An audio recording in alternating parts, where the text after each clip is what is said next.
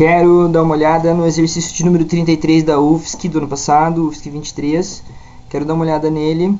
Estratificação do Oceano Ártico. Estudos recentes mostram que as mudanças climáticas podem impactar tanto a vida marinha quanto a vida terrestre. Na água do mar, dissolvem-se o CO2 e os sais que contêm elementos essenciais para a vida, como, por exemplo, os nitratos e os fosfatos. No Oceano Ártico, quando a temperatura aumenta, ocorre a estratificação da coluna d'água, porque existem corpos d'água de densidades diferentes. Existem corpos d'água com densidades diferentes quando a temperatura aumenta. Vamos pensar? Na camada superior, a água doce, ou menos salgada, né? A água doce e mais fria, menos densa. E na camada inferior, água mais quente e mais salgada, mais densa, conforme representado na figura abaixo.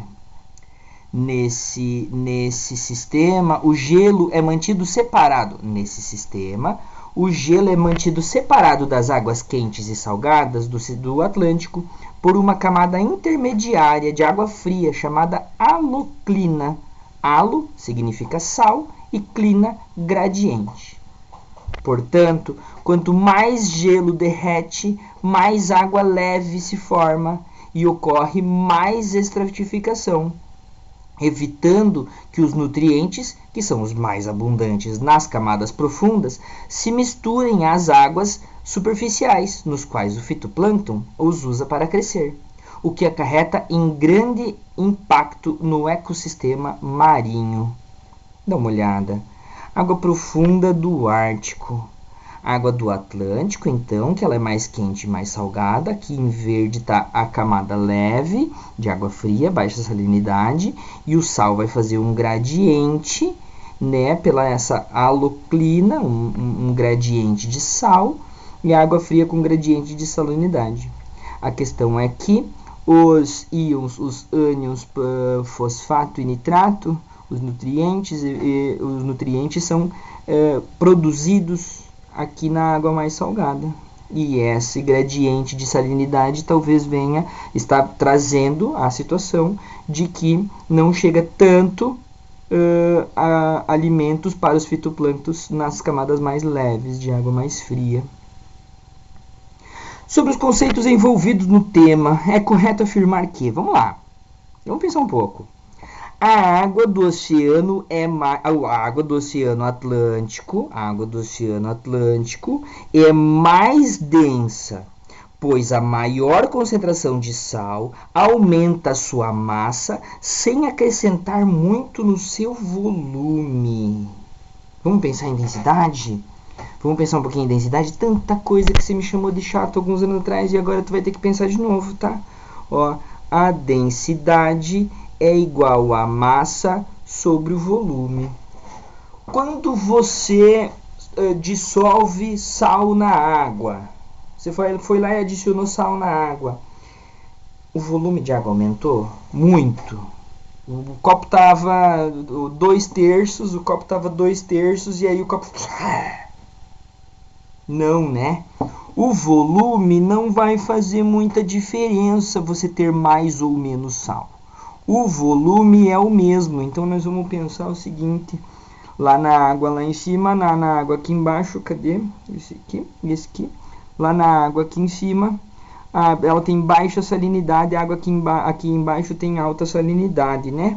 E aí ele está falando que a água do Oceano Atlântico é mais densa, dele está embaixo, né? Porque ele é mais denso, né? Pois a maior concentração de sal aumenta a sua massa, sem acrescentar muito ao seu volume. Ou seja, eu estou com um processo com uma massa maior e o volume se mantém constante. Se a massa é maior, o volume se mantém constante, a densidade aumenta junto com a massa e vai destino à parte de baixo do meu sistema, A01, e já é verdadeira. Agora, olha a 02. A massa, o gelo, possui densidade menor do que a água líquida, graças às forças intermoleculares. Então, vamos lá. Começamos com a afirmativa verdadeira. Começamos com a afirmativa verdadeira. O gelo possui densidade menor do que a água. Lembra que o gelo fica em cima da água, é uma das únicas substâncias, se não a única substância que o seu sólido fica em cima, o seu líquido fica embaixo. O seu líquido fica embaixo, isso garante vida, por exemplo, num lago congelado, né? O gelo possui densidade menor que a água líquida, graças às forças intermoleculares, que acarretam um aumento.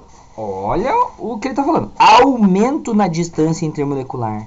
Se você aumenta a distância intermolecular, com consequente diminuição do volume da estrutura. Se você aumenta a distância entre as moléculas estavam assim, você aumentou a distância para cá. Você teve uma redução no volume da estrutura? Reduziu o volume da estrutura? Tá? Se o gelo, vai lá, nunca se esqueça desse esquema. Lá no primeiro ano fiz algumas vezes para vocês geralmente me brigavam. Ó, pensa comigo assim, ó.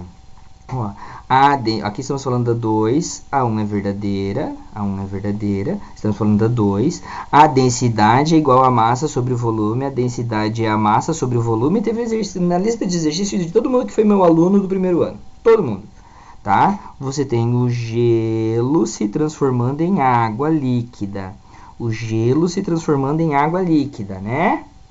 Então vamos lá. Qual que é que a massa se mantém constante? A massa do gelo é igual à massa da água líquida, Mas a densidade do gelo é menor que a densidade da água líquida, não é não? Porque ele fica em cima. Se a densidade do gelo é menor que a densidade da água e a massa dos dois é igual, se a densidade do gelo é o gelo que se transforma em água, não se esqueça. A densidade do gelo é diferente, é menor que a densidade da água, e as massas são iguais. Se esse é igual a esse e esse é igual a esse tem que ser diferente desse. Se esse é diferente desse, se esse é diferente desse e esse é igual a esse tem que ser diferente desse. E quanto diferente? O volume do gelo tem que ser maior que o volume da água. Por que, professor? Porque eles são inversamente proporcionais, ó. A densidade está lá em cima, o volume está lá embaixo. Eles são inversamente proporcionais, tá? Olha lá o que ele está me falando. É um absurdo.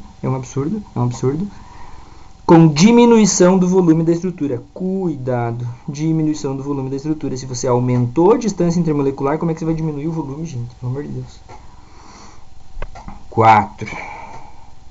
A ligação na molécula de água pode ser caracterizada como covalente polar, no qual o átomo de oxigênio constitui polo negativo e os átomos de hidrogênio constituem polo positivo.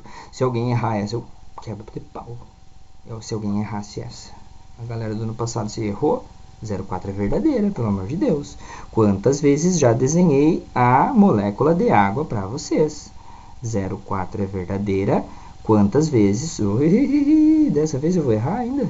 E dessa vez eu ainda vou errar? Quantas vezes desenhei a molécula de água para vocês? O oxigênio é mais eletronegativo do que o hidrogênio. Se o oxigênio é mais eletronegativo que o hidrogênio, em cima do oxigênio tem um deltinha negativo, enquanto em cima do hidrogênio tem um deltinha positivo. O oxigênio é mais eletronegativo que o hidrogênio. Se o oxigênio é mais eletronegativo que o hidrogênio, em cima do oxigênio tem um deltinha menos e em cima do hidrogênio um deltinha mais. Lembra do deltinha? Deltinha é momento de dipolo, palavra elétrico, momento de dipolo elétrico. O que ele fez lá foi traduzir tudo isso em palavra. A ligação da molécula de água, pode ser caracterizada como covalente polar, se tem polos é polar, na qual o átomo de oxigênio constitui polo negativo e os átomos de hidrogênio possuem... É aquele desenho ali.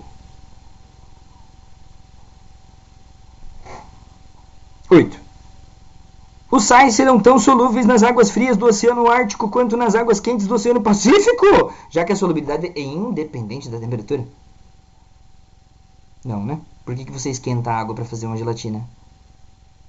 Porque a gelatina é mais se dissolve melhor na água quente do que na água fria. Se você algo esquenta para dissolver a gelatina, por que um soluto não mudaria qualquer a sua solubilidade na água, dependendo da temperatura? Mentira. 16. Os sais dissolvidos nas águas oceânicas interagem com as moléculas de água por forças do tipo íon dipolo. Sim, isso é verdadeiro. Isso é verdadeiro. Lembra que é um sal? Na mais Cl menos Ca2 mais K mais Mg mais 2. Lembra que é um sal? Cl menos já foi. Cl menos SO4 menos 2. CO3, sulfato, carbonato, fosfato, cloreto já foi, hipoclorito, quem mais que é importante? O sulfito, tá? E aí combina o cátion e o ânion, não pode deixar a soma não dar zero, lembra? E aí, íon dipolo.